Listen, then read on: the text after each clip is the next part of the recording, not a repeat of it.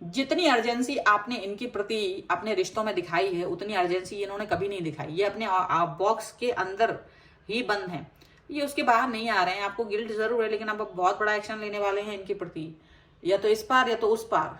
ये कहानी ऐसे नहीं खत्म होगी, ये कहानी आपके हिसाब से खत्म होगी और ये कहानी आपके हिसाब से चलेगी। आपने ये बात सोच ली है, और क्या सोचा है देखिए इस वीडियो में।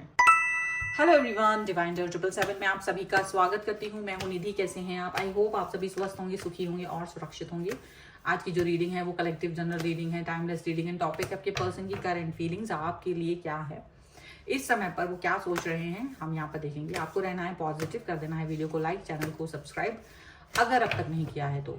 और साथ ही साथ में पर्सनल रीडिंग के लिए आप व्हाट्सएप नंबर जो कि आपकी स्क्रीन पर है, आप आ सकते हैं। रीडिंग स्टार्ट है 175 रुपीज ऑनवर्ड्स। मिनी रीडिंग से लेके डिटेल रीडिंग तक करवा सकते हैं। तो चलिए स्टार्ट करते हैं अपनी इस रीडिंग को और देखते हैं कि आपके पर्सन की करंट फीलिंग्स आपके लिए क्या है, क्या सोच रहे हैं वो। Angels, universe and divine please guide करिए मुझे और बताएं कि क्या सोच रहे हैं इनके पर्सन इनके बारे में अभी। सबसे पहला कार्ड यहाँ पर है 8 of pentacles, 4 of swords, the emperor, okay, 3 of pentacles, यहाँ पर है अपना 5 of wands,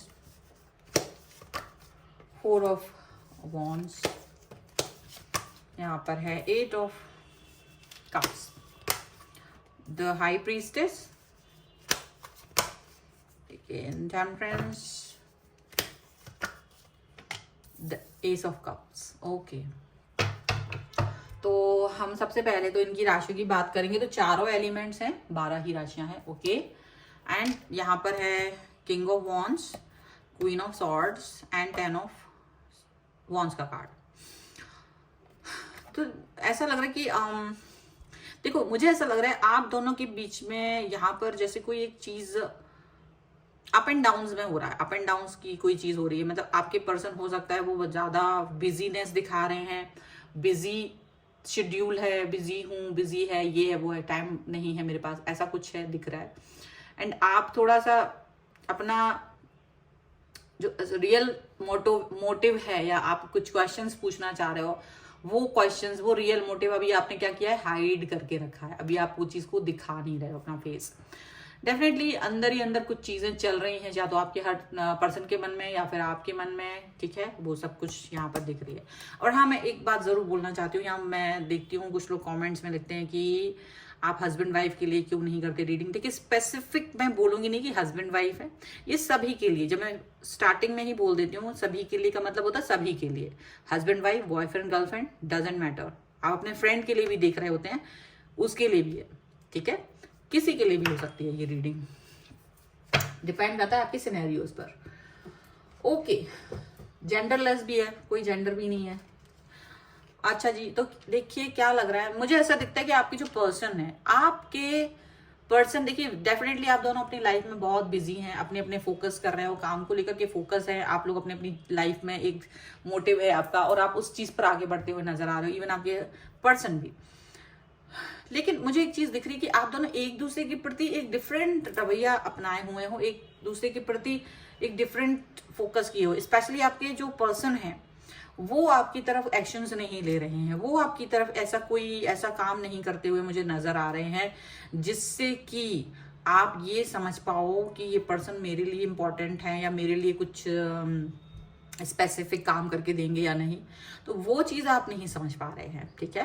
डेफिनेटली आपको ये मालूम है कि ये पर्सन डेफिनेटली अपने वर्क पर फोकस कर रहे हैं, लेकिन जहां बात आती है आपके संबंधों को लेकर के, आपकी तरफ कोई एक्शन लेने को लेकर के, वो व्यक्ति एक्शन नहीं ले रहे हैं, ऐसा लग रहा है।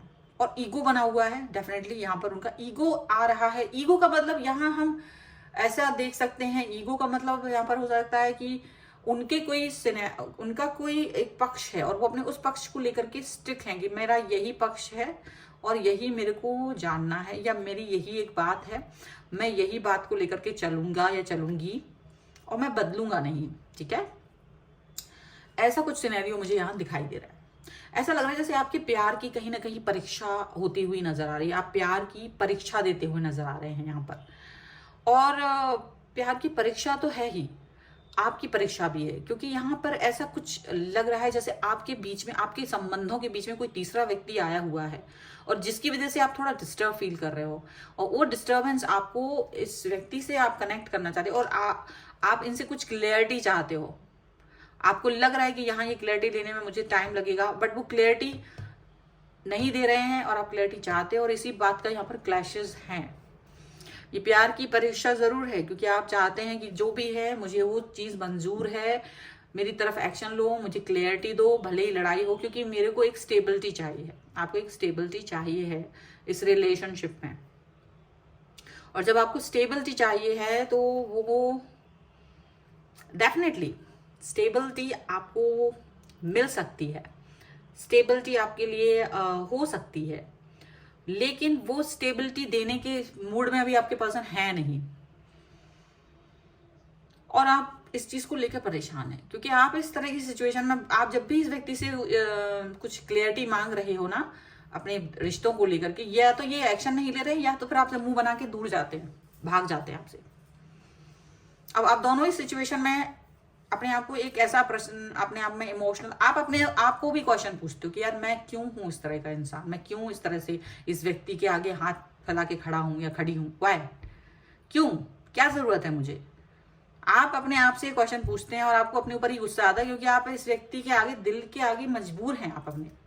आप चाहते हैं इस व्यक्ति से क्लैरिटी लेना, आप चाहते हैं जीवन में कुछ करना, लेकिन मुझे ऐसा दिख रहा है कि आपको कोई क्लैरिटी मिल नहीं रही है, तो इसकी वजह से आपको खुन्नस भी आ रही है, गुस्सा भी आ रहा है, लेकिन आप अपने गुस्से को, अपने खुन्नस को दबा के बैठे, क्योंकि आपको लगता है कि अगर मैं अभी गुस्सा कर दूं, मैं ये दिखा दूं कि यार मुझे तुम्हारा एक्शन पसंद नहीं आ रहा है, तो क्या होगा कि एक और मुद्दा मिल जाएगा इस व्यक्ति को और ये भटक जाएगा। जो मैं चाह रहा हूं या चाह रही हूँ, जो स्पेसिफिक बात करना, ये उससे भटक के इसको एक और एड ऑन करने को मिल जाएगा कि तुमने मुझसे झगड़ा किया या तुम मुझे फोर्स कर रहे हो। आप ये मुद्दा उसे देना ही नहीं चाह रहे हो, यहाँ पर बैलेंस करते हुए नजर आ रहे हो आप अपने आप को। अच्छा, ये व्यक्ति भी बैलेंस कर रहा है, क्योंकि इनको बहुत अच्छे से पता है आप क्या है, इनको बहुत अच्छे से मालूम है कि आप किस तरीके के व्यक्ति हैं। आप बहुत सीधे साधे इंसान हैं। सीधे साधे इंसान का मतलब होता है कि ज्यादा तिकड़मबाजी आपको पसंद नहीं है, अपनी लाइफ में आप तिकड़मबाजियों में विश्वास नहीं रखते हैं। और दूसरा ये भी है कि आपके मन में इनके प्रति प्रेम भी है, प्यार भी है, और वो प्रेम और प्यार जो है वो कहीं ना कहीं आपको इनके सामने झुकने पर मजबूर कर देता है, ऐसा लग रहा है। चलिए कुछ और कार्ड से हम देख लें। So angels, universe and divine please guide करिए मुझे और बताएं कि क्या निकल के आ रहा है अब, और क्या सोच रहे हैं ये पर्सन। प्यार की परीक्षा है यहाँ पर, मुझे बार बार ऐसे ही लग रहा है, बार बार कुछ इस तरह की चीजें यहाँ आ रही हैं। पॉसिबिलिटीज का कार्ड है, यहाँ पर है अवेयरनेस, यहाँ पर है नो नथिंग। ये दो कार्ड गिर गए, ले लेते हैं। कंडीशनिंग का कार्ड है एंड राइपनेस का कार्ड है। ओके, गिल्ट,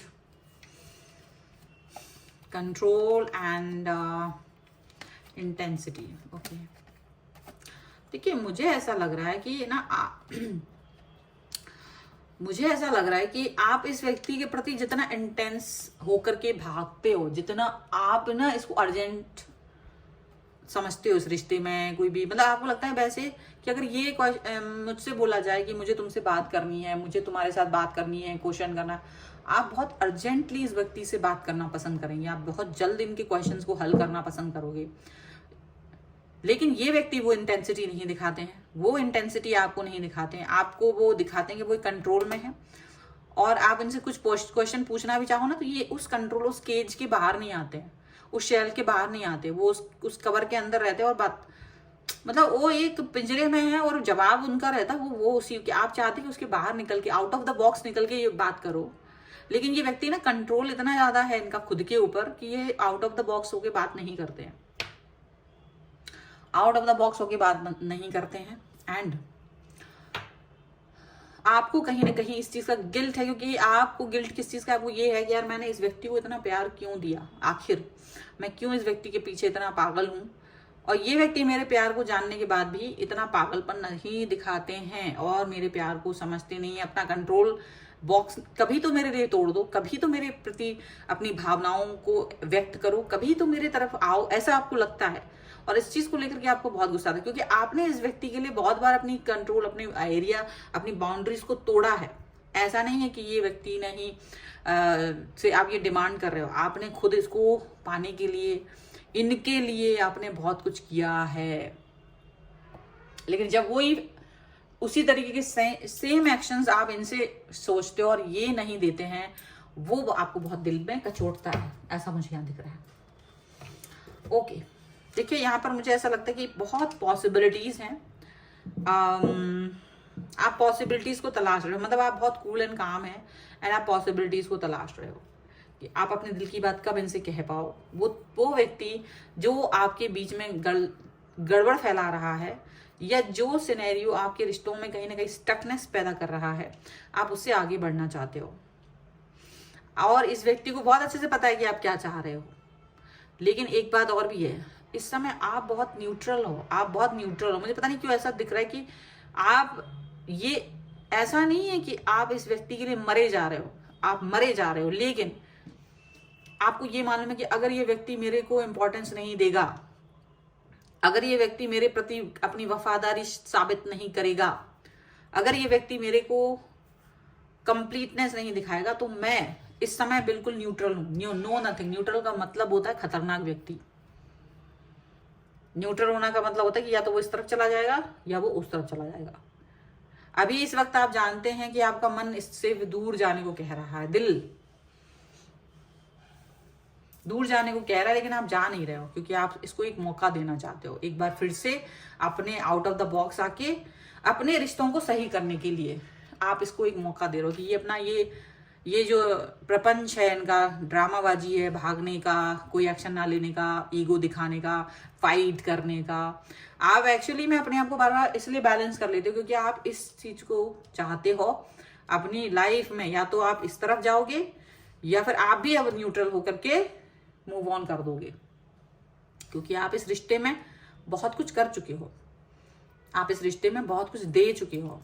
अब आपको इससे ज्यादा यहाँ पर कुछ देने को रहा नहीं है आपके पास, और अब आप ज्यादा कुछ करना भी नहीं चाहते हो। ठीक है, चलो हम लोग यहाँ पर गाइडेंस भी ले लेते हैं, angelic guidance. So angels, universe and divine please guide करिए। तो या तो इस पार या तो उस पार वाली बात हो रही है, सरेंडर कर दिया गया है एंड यहाँ पर है फोकस। डेफिनेटली आप अपने लिए यहाँ सरेंडर कर चुके हैं यूनिवर्स के सामने, और आप चाहते हैं कि अब जो भी कुछ होगा उस पर फोकस है आपका। अब शायद आप अपने दिल को संभाल चुके हैं, आप दिल को कह चुके हैं कि बेटा बहुत हो गई, अब तुम्हारी बात तो हमने बहुत सुन ली है और बहुत बेइज्जती करवा ली अपनी तुम्हारी बातों में आके, अब ये और नहीं होगा, ऐसा आप अपने दिल से कह चुके हैं। सो डेफिनेटली आप सरेंडर कर चुके हैं। ये आउट ऑफ द बॉक्स तो इन्हें आना ही पड़ेगा, कितना देर नहीं आएंगे, आना तो पड़ेगा ही।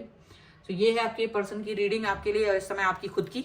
अगर आप इस पर क्लेम करना चाहते हैं, वीडियो को लाइक कर दीजिए, चैनल को सब्सक्राइब कर दीजिए अगर अब तक नहीं किया है तो। पर्सनल रीडिंग के लिए व्हाट्सएप नंबर आपकी स्क्रीन पर है, आप आ सकते हैं।